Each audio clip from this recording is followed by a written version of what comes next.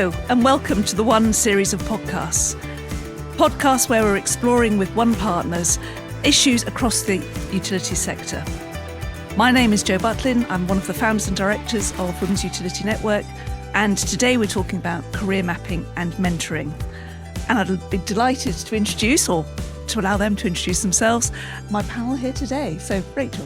Hi, everybody. I'm Rachel Littlewood. I'm a director at a utilities-focused consultancy called BFY Group. Hi, I'm Sophia Goring. I'm head of ESG at Business Stream. And hi, I'm Karen Anderson, and I am the Programme Development Manager here at WUN. Fantastic. Welcome to all of you, and thank you for joining us today. Career mapping and mentoring. Some people know exactly what that is.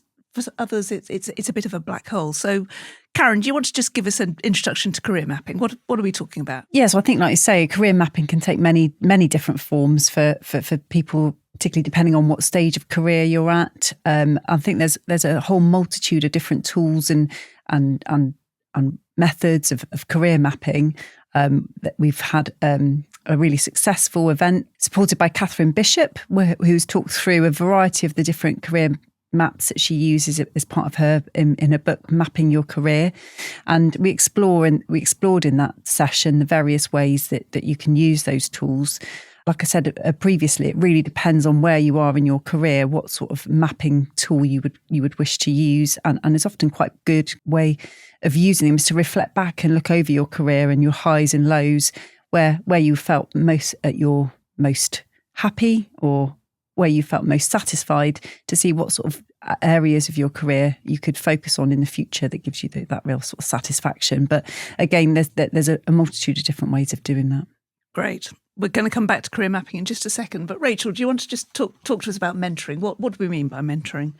I think mentoring is a really personal thing, depending on the individual. But at the fundamentals, it's a relationship with somebody that is a support for you. I think it's a safe space where you can go for guidance or challenge or a sounding board just to give you that steer and just help you through your career decisions and journeys. Fantastic. So that's the theory. And if we sort of dive into the practice, let's talk about career mapping first. Has anybody actually done career mapping logically, I mean, sort of systematically, or have careers happen by accident? Who would like to start? I'm happy to start. Go on, Sophia.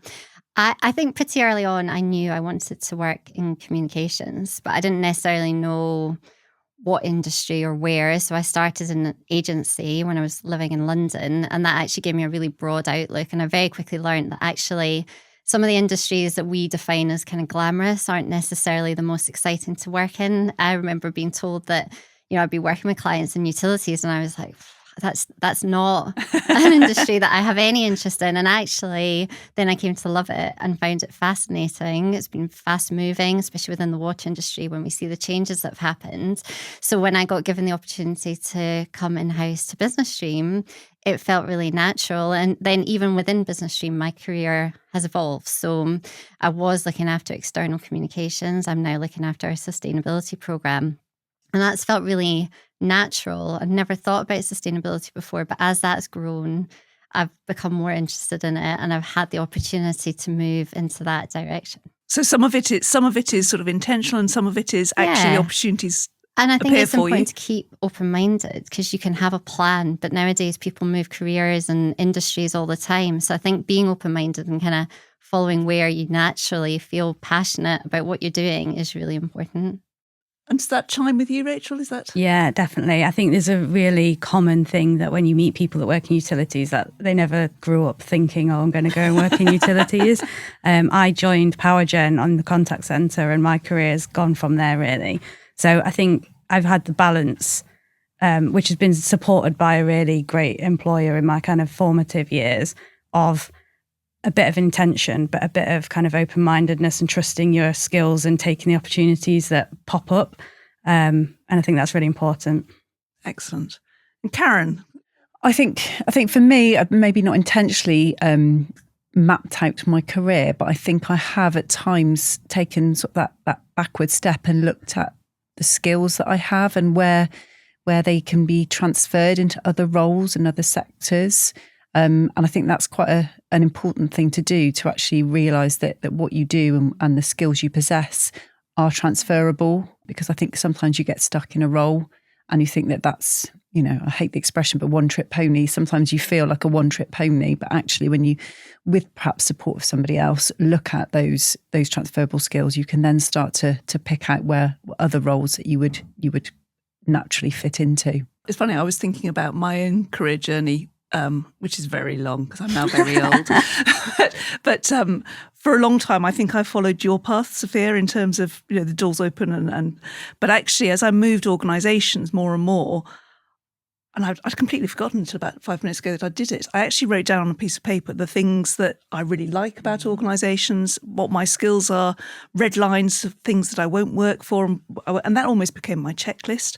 So when new jobs came along or new opportunities came along, it was like, well, do they tick the boxes or not?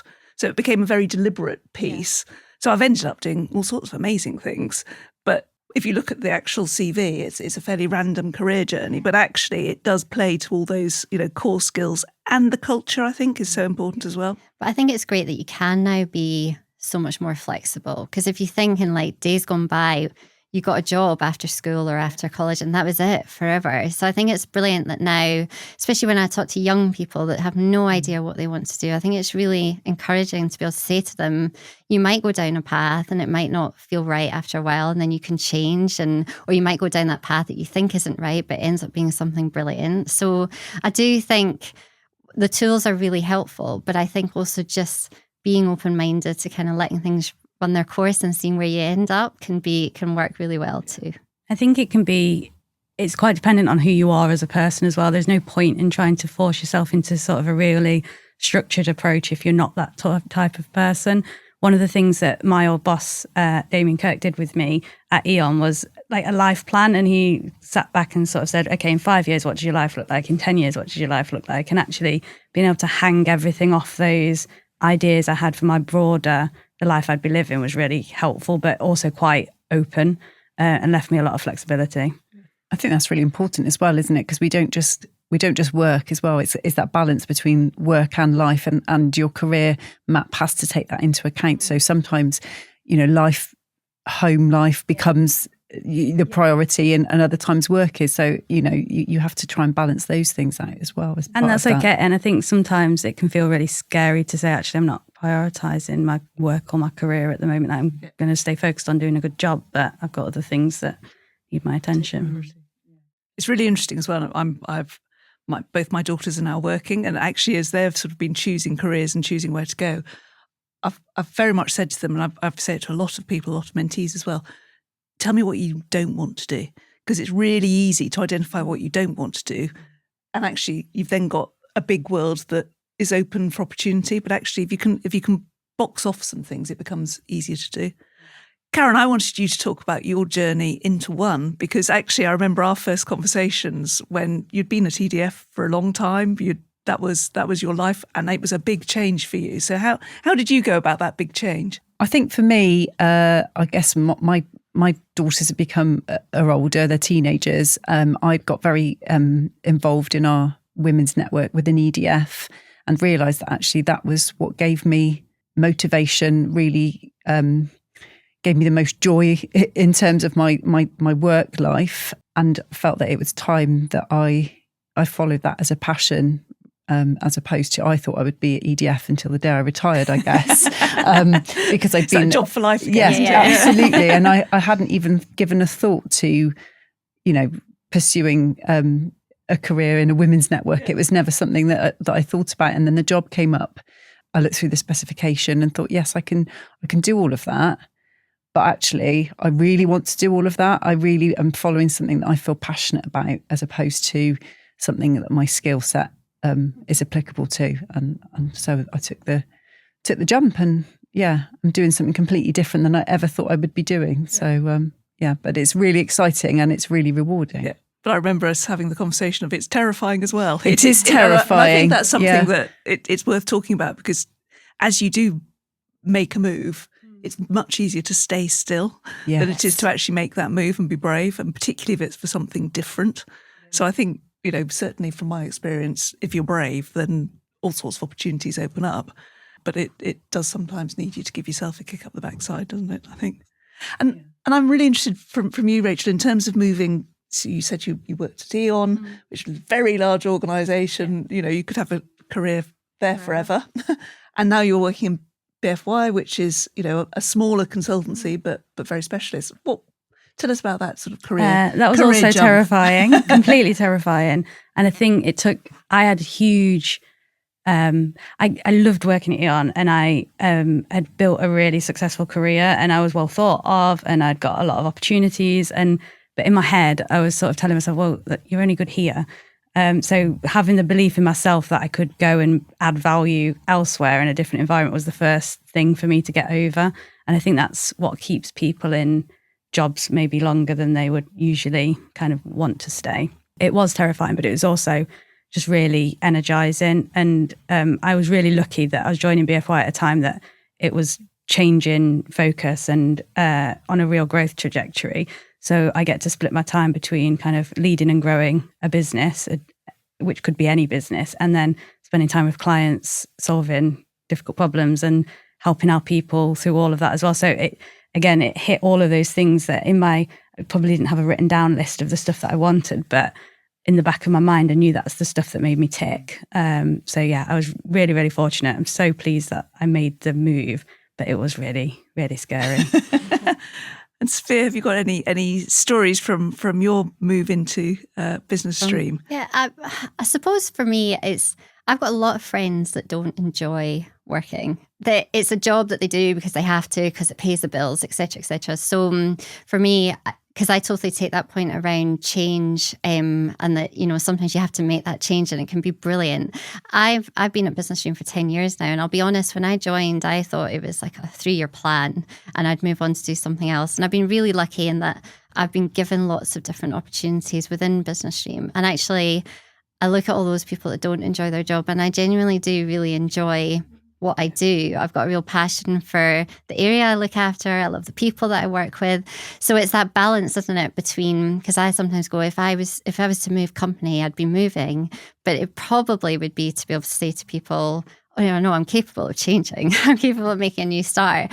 And I totally appreciate the benefits doing that. But I've stayed because I've been given those opportunities internally, and because I genuinely enjoy working at Business Stream, so it still feels right for me. So I do think you can't also underestimate if you're passionate about what you do, if you spend your days doing things that you enjoy in a company where you feel supported and you get on with the people, that's so important when you think of how many hours you spend working. I totally agree. I mean, that cultural piece of actually, do I fit here, is so important. And I think it's that piece of, if you're not happy, then do something about it, change it. Absolutely. And you know, that is hard to do, particularly if you're not feeling in a great place. But actually, nearly always, you end up in a better place doing something you love doing. So it's worth doing. Is that brave? Being brave again. Yes, it's my mantra, I think, be brave. Definitely. Before we move on to mentoring, any last snippets you want to sort of top tips on career mapping? So I think it's about being true to yourself and being honest with yourself about kind of what it is that you enjoy, what your skill set is. I think there's sometimes a lot of kind of expectation out there about the bits that you should enjoy about your job or things like that. But actually, if you really listen to yourself and think about what motivates you and what makes you happy, then those are the things to follow, I think. Brilliant advice. Sophia, top that. No pressure.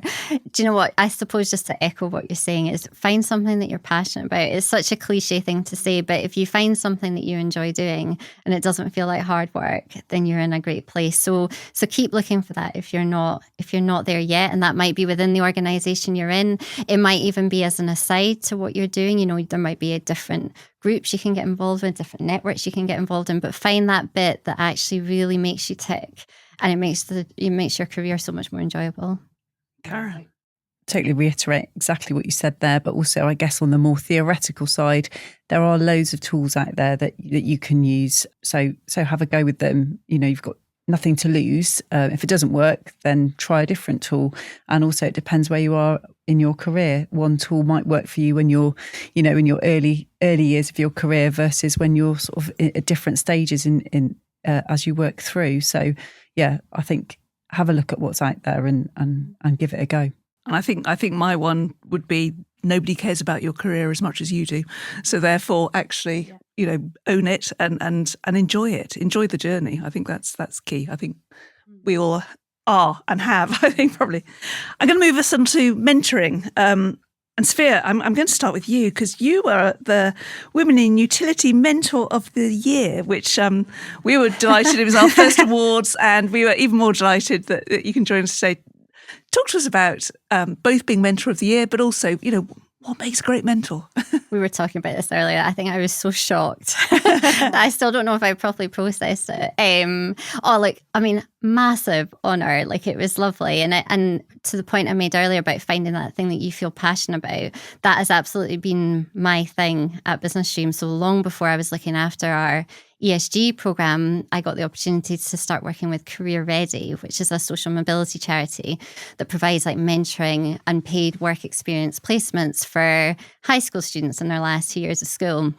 And I'd spent the first 20 years of my life desperate to be a teacher. So this was my opportunity to live vicariously through a charity. So we started working with Career Ready, and I just absolutely loved the time that I got to spend with these young people and exposing them to the utilities industry, but actually more than that, just about being able to support them, some of which don't get that support from home. So, being somebody that could be there to inspire them, to give them a bit of confidence, to believe in them, which again sounds like a cliche, but sometimes that's all you need when you're at that age and you're, if you don't have that somebody telling you can do what you want to do, you can quite easily feel quite demotivated by the whole thing. So that for me was probably a bit of a turning point that's then evolved over time. Fantastic. Any experiences of mentoring or being mentee? Anything you'd like to share? That's a couple of things, and I suppose maybe we'll come on to it when we talk about kind of opportunities for people to step into mentoring. But I similarly had the opportunity to work with Derby University and mentoring one of their finance students. So they were looking at kind of supporting people coming out of finance courses and into jobs, and that was really, really rewarding, because I think when you're going into your first role, then it can be really, really daunting, and actually to spend some time with somebody who all we talked about was the experience of going into that environment and what to expect, and but it just helped her feel much more equipped and kind of ready. So that was great. I've had a few mentors myself, and I think the key thing for me is that they've all been different. They've all given me completely different things, and they've lasted for different periods of time, and it was really kind of what I needed at the time. So yeah, I think I've been really fortunate. Fantastic.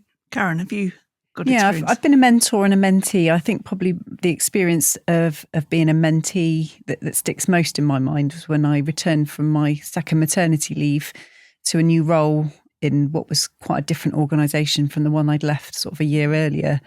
And I was struggling quite a bit actually in a new role, and I got a mentor who really pushed me and supported me through that period. So it's not just about career progression, it's also about career support. And I think that really helped me. And I had a relationship with that mentor for some time, and actually revisited that same relationship a few years later. And in a completely different place in my career, they then encouraged me to, as we talked earlier about, looking for your strengths, your transferable skills, and we talked a lot about what those were, and that they really supported me in terms of identifying those transferable skills and moving on to a new role, which then I had numerous roles after that, because it just really started that motion for me. So that's kind of the two things I really think about when I think about being a mentee. Yeah, it's interesting because my experience, having done both sides as well, and when I was a mentee, it was probably when I was a junior manager, and I had all those doubts and all those confidence issues that many women have and many men do as well. But in terms of actually, am I good enough, and are people hearing me? And actually, my mentor was brilliant at actually just saying, "Come on, you are good, you can do this," and really being that supportive person to put cheerleader. That's a great word. And actually, that did genuinely transform my career, because it gave me self-belief. And actually now I find that most of my mentees have got confidence or imposter syndrome or challenges in their own belief. And I look at them and go, "You're flipping brilliant. Yeah. Come on, how do we get you believing in yourself? How do we make you take those moves?" And I think I think for me, that's where mentoring is so valuable, is just giving somebody that support and the cheerleading behind. And then in terms of timing of a mentor, I mean, you talked about having different lengths. What's a good length time for a mentor? I think that depends on what you want to get out of the relationship. I suppose I've had one mentor that took me through, I'd say probably 6 or 7 years of my career, through first getting into my kind of moving out of the core business that I was in and into finance, all the way through to leaving E.ON. And that was less career focused and more me focused. And what I really got out of that relationship was somebody that would hold the mirror up and go, are you sure? Are you really doing that? I know that you're saying you're doing that, but are you really doing that? And that I found that really valuable. Whereas some of the stuff was kind of much more career specific, or I'm going through this particular talent process, or I'm going through this job application, and just getting that support from somebody who's done it. And that was much more around, yeah, you can do this. Come on, the cheerleading role. Yeah. Fantastic. And Sophia, any have you been menteed, or have you been a mentee? I have, or have you? But probably in quite an informal way, as in I've never had a sort of, I am your mentor and I'm going to look after you. But there's definitely been people across the length of my career that I've seen as a role model, that I've looked up to, that I aspire to be more like them, or take on, or approach things in a similar way to what they would. And they're probably like my secret mentors. But they're just people and people that I can, that over the time, especially, and you do feel it as a female, like, when I came back from maternity leave and I was part-time, and I probably did have a chip on my shoulder about being part-time, because I really wanted to prove myself. I didn't want anyone to think that I was doing a lesser job because I was working less hours. And so having people in my life that had also had children and were balancing work-life pressures, or had also had periods of time being part-time, those kind of things really help, because you can look at them and go, well, actually they're doing it and they're doing well, so why can't I? I think it's really interesting what you're talking about in terms of the relationship. There isn't a formal standard mentoring relationship. So at one end, it's sort of almost a supporter ally, and at the other end, it's probably almost a coach. And actually that whole spectrum can work, but it's down to the one-to-one relationship that's key. Karen, do you want to talk about WUN's mentoring scheme? Yes, definitely. So WUN has an amazing free mentoring platform. So for any of our members, it's completely free to join, become a mentee. So you can sign up on the platform. And we also encourage mentors, both male and female, to again sign up using our mentor platform. It's all available on the WUN website. All you've got to do is be a member of WUN. So you have a membership number, which then enables you to access the mentor platform. We're really lucky. We've got a whole host of different mentors on there from all across the utilities sector, and hundreds of mentees as well. And it's really an opportunity to find yourself a mentor, perhaps outside of your workplace, because I think often when we think about mentors, we think about someone we work with or in our organisation. And the WUN mentor platform enables you to gain some insight, speak to someone from actually outside of maybe even your industry, to really get some different viewpoints, an opportunity to network and find out a bit more about other opportunities. So it's a really good way of getting a mentor and getting a different viewpoint from perhaps within your own organisations. And certainly I've had several WUN mentees, which are fantastic. I feel like mother hen.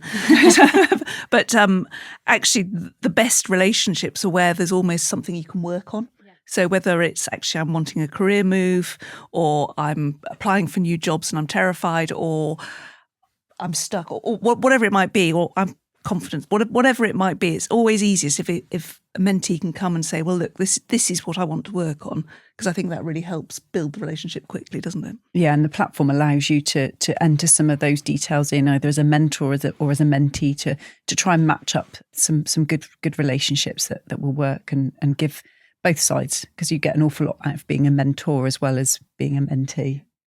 And just in terms of that matching, we don't all get on with everybody equally, and some people won't want, some relationships won't work. Can you give any sort of top tips of how to make sure you get the right person to be a mentor or work with the right mentee? I think it's probably at the start about taking the time to get to know the person, because I think it's really easy to just fall into that almost kind of quite coaching approach to mentoring, where it's, you've got a problem, let me fix it, and let's talk about, let's go through the handbook, the checklist. But actually, if you take the time to get to know the person that you're mentoring, you'll build that relationship, because it works so much better when it is on a sort of personal relationship basis rather than a very formal. I think that's the bit that's really important, that you actually know them as a person and they get to know a little bit about you so they can open up more. And that's probably when a mentor relationship works better. Yeah, I agree. And feeling sort of safe, comfortable. Safe Absolutely. space. That safe space, isn't it? Any top tips from you?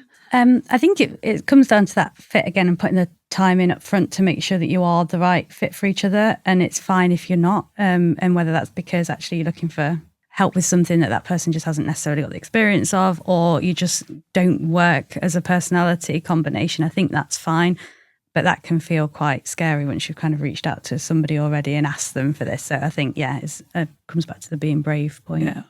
And I think honest. honest. I think the onus as well is probably on the mentor to sort of say, let's have this informal conversation. If you don't like me, or it doesn't work, or you feel uncomfortable, that's absolutely fine. And I think that's, it is the onus on the mentor to sort of put the mentee at their ease and then work together. Yeah. In terms of our WUN mentoring platform, on our website, we've got lots of blogs around mentoring as well. So if you're thinking, or if you're setting out to become a mentor, there's lots of advice on there, and the same for being a mentee. So, and there's some frameworks, things like that you can follow or not follow. There's a whole host of things that you can use to sort of support your journey, either as a mentor or as a mentee. And I think sometimes it's knowing when to finish the relationship as well. I think many of us, you end up being a friend. And so actually there's that place where you go, actually, I'm no longer a mentor, I'm now a friend, or I'm actually. So the support continues, the relationship continues, but in a slightly different bandwidth. And I think almost putting those lines down, saying we're moving now on to something different is important as well. Before we wrap up, and we've talked about career mapping, we've talked about mentoring. It's all about developing your career and getting the right support. Anything you want to sort of bring to the party that we haven't talked about? That's an impossible question. That's a really big question. How broad? Can you give us the top tip you received in your career? I've said it already, but I think it's about finding what makes you tick. Yeah, I guess I'm in a slightly similar position, but I guess for me it is to follow your passion, because it can be so rewarding to do something every day that you feel so passionate about. Mine will probably be to use the people around you and make sure they understand what your ambitions are, because careers are all about opportunities, and if the more you can kind of make those where you want to go known, then the more people will flag those opportunities to you. Absolutely. That network. The network is building your network. The network is so important, and I think we've all benefited from our network and working with other people. So fantastic. Thank you all. Really, really interesting conversation. I'm sure we could talk for hours, but that's hopefully given listeners and watchers some helpful tips and some things to think about in terms of actually owning your own career and moving forwards. As we've said, there are loads of resources on the WUN website. Come to events, get involved in mentoring, get involved in the career map. We've actually got the career mapping video online as well, if you want to find out more about that, and the tools, links to those. So thank you all. Really, really good conversation. Thank you.